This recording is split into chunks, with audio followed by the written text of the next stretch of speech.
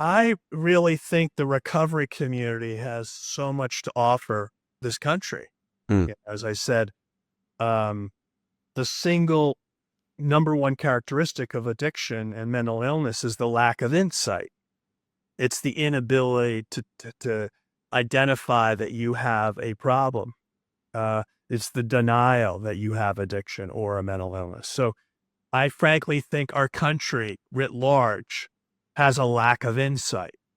mm, It's suffering from denial that as a nation we are in real crisis, and we can't see the forest from the trees in terms of our mental health crisis.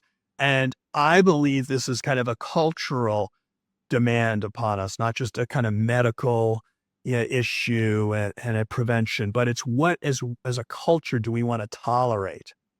And we have tolerated a high level of dysfunction. That's what we do as um, children of alcoholics. We learn to tolerate a lot of the dysfunction. It becomes normalized. And then when I became an addict and I tolerated a lot of things that later today I would never accept. But it's like, and I think this nation could benefit, frankly, from the work that we in recovery do on a daily basis to become more aware and to help one another and to be more conscious and to really think about the importance of purpose and service to our fellows. I think all of those principles of 12-step recovery could are solutions for our country.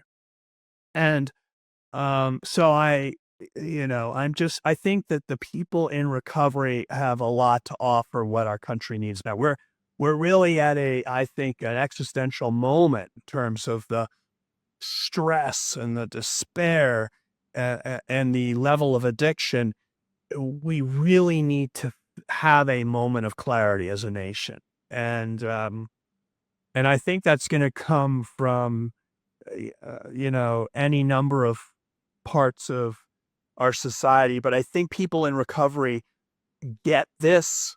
And I think it may well come from, someone or something about the recovery community could help instill this new mindset as to what we want in our society at large.